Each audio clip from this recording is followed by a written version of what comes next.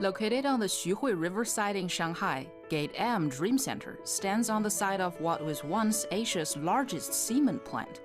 The renovation of the complex was completed in August 2024. While preserving elements of the original industrial structures, the site also features cutting-edge art installations, natural ecology, and trendy urban living. During the National Day holiday period this year, businesses at Gate M reported a collective 96% year-on-year growth in sales revenue. The waterside setting of Gate M Dream Center makes the environment particularly comfortable, and I often walk along the Xuhui Riverside. The blending of the site's original industrial features with its commercial function presents a novel and refreshing experience. Of particular importance to me is its pet-friendly policy. I frequently bring my dog here for walks. This area feels much more like changing, and so it's nice to have the balance of new and old in one city. It's so fast, so in a very short period of time there are so many more hubs and different places to spend time and hang out and shop and drink and eat, and it's cool. I've lived here 10 years, so that means that the city always feels like it's a new city. According to official data from the Shanghai Housing and Urban Rural Development Management Commission, the waterfront spaces along the One River and One Creek received over 300 million visits in 2024, representing an increase of approximately 10% compared to 2023. Through projects like the Two O's and One Village redevelopment and the 15-minute community life circle, Shanghai has upgraded 260,000 square meters of scattered old neighborhoods, renovated 610,000 square meters of non-self-contained old housing, and launched 31 urban village projects.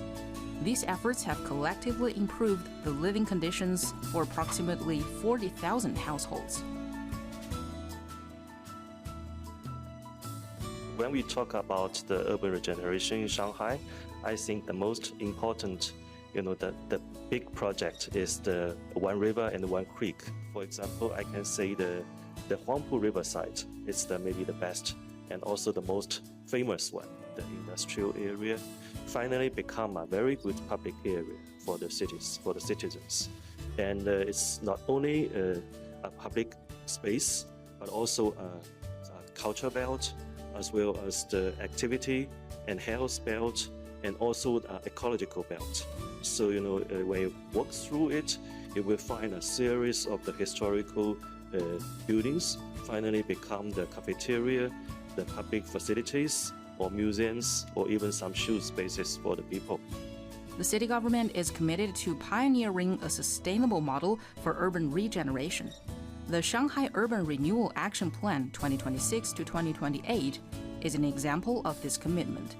The plan delineates important tasks and projects for the next 3 years with a continued focus on renovating aging residential neighborhoods. Along the Huangpu River, we have a lot of spaces, but along the Suzhou Creek, there's still a lot of residential area, so it's rather difficult to make the public area, especially through the commercial development. So they just make a very fantastic design. Somehow we can let the government to lead and also to make it happen. And the second way is the government can make the leadership, then to let the developers to make the operation, and then the citizens can participate.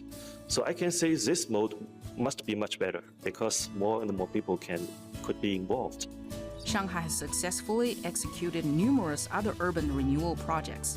Notable examples include the transformation of the former St. Mary's Female School into the Changning Raffles City complex, and the conversion of the century-old alleyways into contemporary cultural and commercial centers. Through these initiatives, the city has created a sustainable and innovative pathway for urban regeneration, establishing a model driven by government guidance, market operation, and public participation.